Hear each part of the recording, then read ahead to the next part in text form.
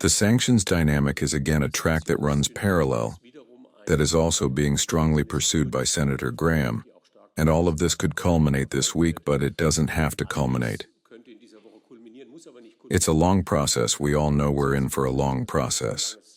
The German government's objectives are clear, and the Chancellor will do everything in his power to press the U.S. President for a fair ceasefire, including under threat of sanctions. I believe that the Chancellor would be well advised not to interfere in American processes and in the Senate process. Senator Graham's position is well known. His speech, which I believe he gave in the Senate last week, speaks for itself, and this is a process that is taking place in America, and which will actually end up in the White House, and the Chancellor is keeping out of this process.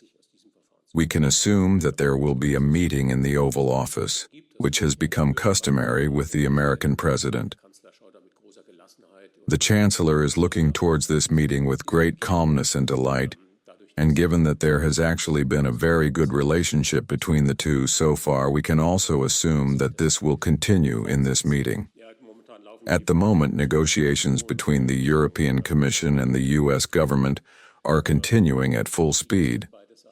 It is important that both sides show a willingness to negotiate.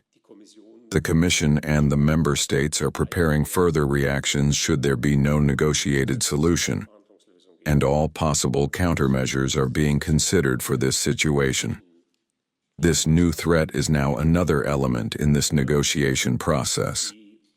We consider the German-Polish relationship to be good and resilient, and look forward to positive and intensive cooperation with the new president. As far as the mood within Poland is concerned, it is not for me to pass judgment. We take note of it, we are aware of it, and we hope that now the election campaign is over, a bit of calm and reason will return, and the view on Germany will once again be measured in terms of factual issues, and a calmer observation will take place. The German government was not informed about this, but that is not necessary, because Ukraine has the right to defend itself against a war that violates international law.